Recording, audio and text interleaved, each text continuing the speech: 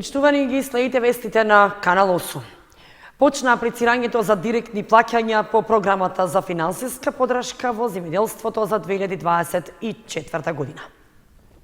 Министерството за земјоделство, шумарство и водостопанство заедно со Агенцијата за финансиска подршка во земјоделството и руралниот развој го објавија јавниот повик за поднесување на барања по програмата за финансиска подршка во земјоделството за оваа година.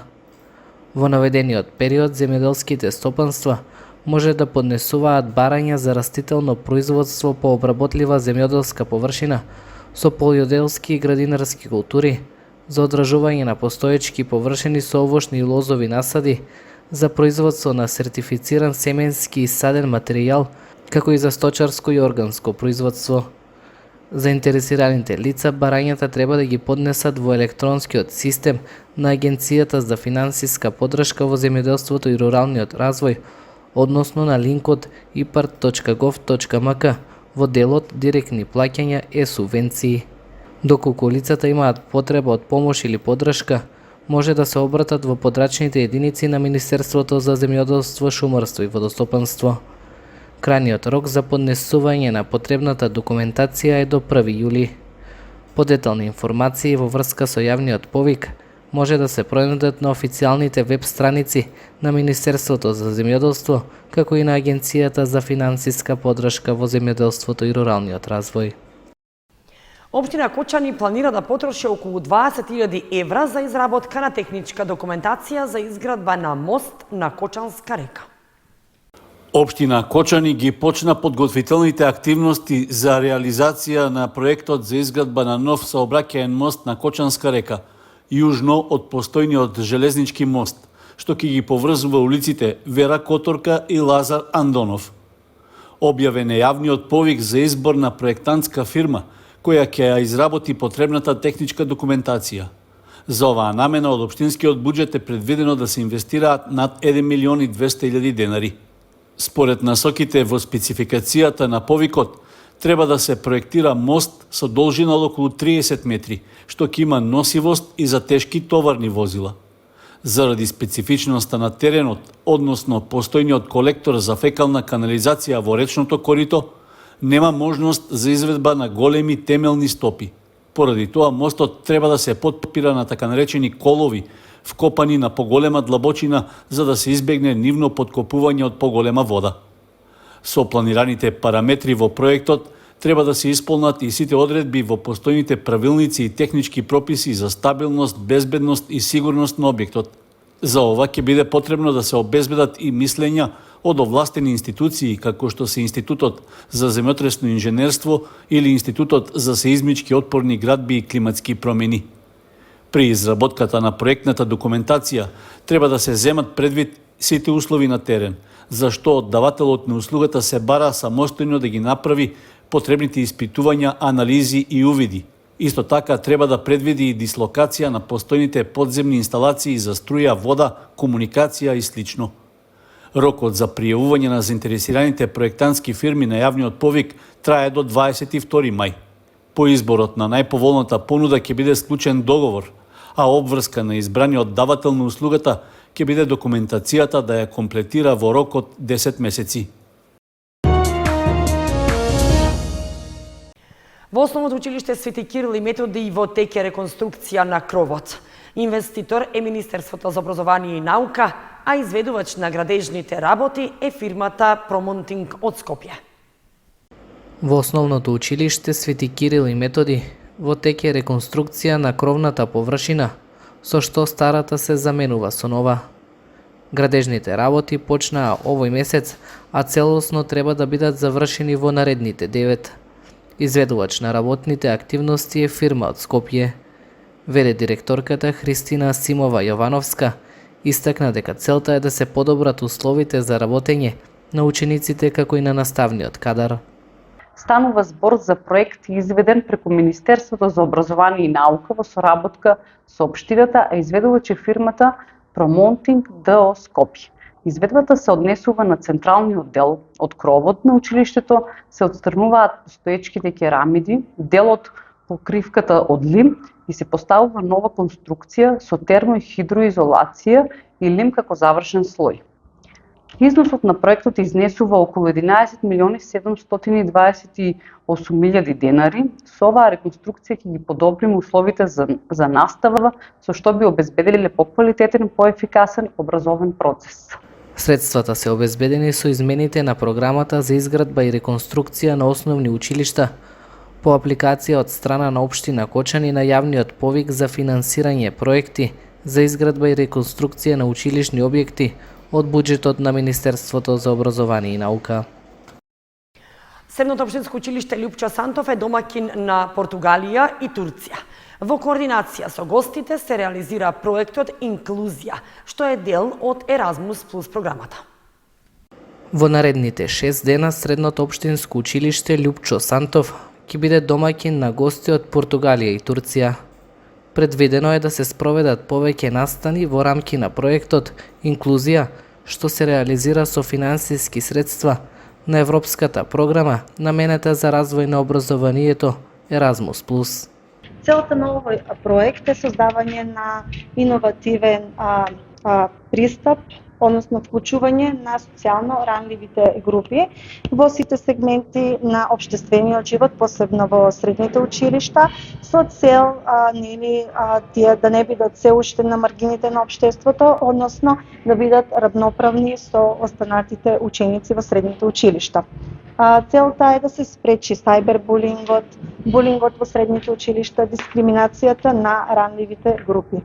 Од Средното општинско училиште Лјупчо Сантов додаваат дека за нив проектот, што е во фаза на реализирање, представува големо искуство во справувањето со инклузијата на учениците.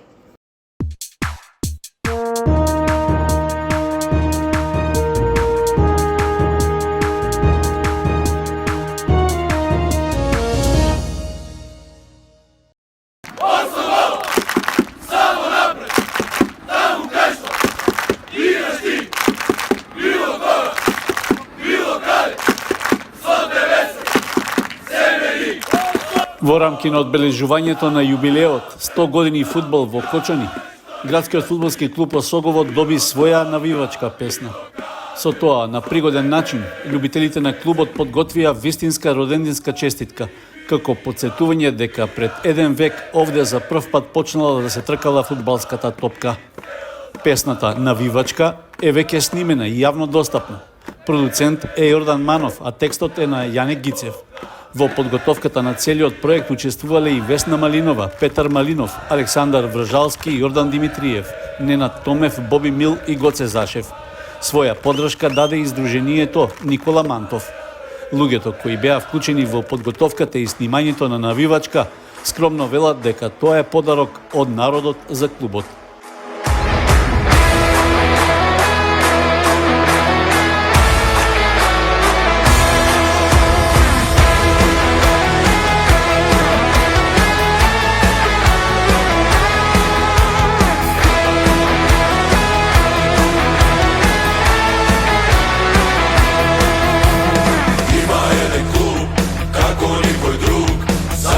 Навиваме, радуваме, тагуваме, една желба има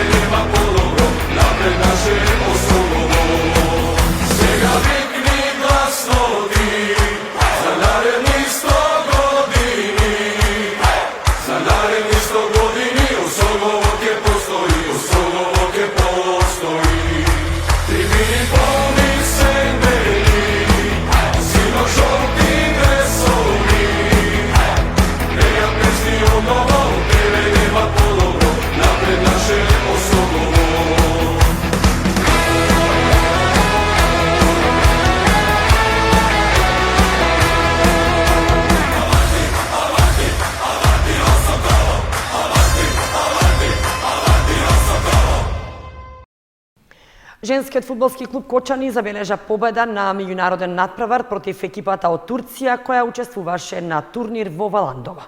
На крајот од првенството во втората фудбалска лига во женска конкуренција, кочанската екипа го освои третото место. По подолг период, женскиот фудбалски клуб Кочани одигра меѓународен фудбалски надпревар и постигна успех и убедлива победа. На турнир што се одржа во Валандово, нашите девојчиња одиграа пријателски надпревар со тимот на Каракач Арда Спорт од Едрене и го совладаа со резултат 3:0. 2 гола за ЖФК Кочани уште во првото полувреме постигна Нина Манасиева. Во листата на стрелците во второто полувреме се запиша и Кате Милеска, која ја затресе противничката мрежа. Таа пред 10 години играше во нашата женска фудбалска екипа, а за надпреварот со турските противнички дојде како засилување. Во меѓувреме заврши и првенството во втората фудбалска лига во женска конкуренција. Екипата на ЖФК Кочани го освои третото место. Нов прволигаш стана тимот на Атлетико Битола, а екипата на ЖФК Вардар од Скопје ќе игра бараж за влез во повисок ранг со предпоследната екипа од првата лига.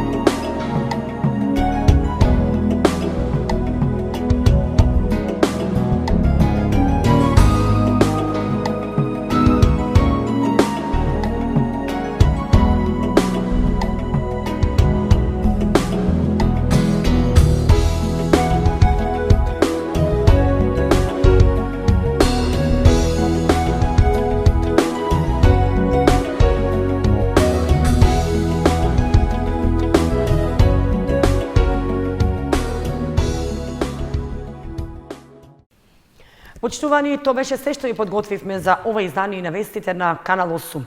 Следете не и на нашата веб страница kanal8.mk. Дојдување.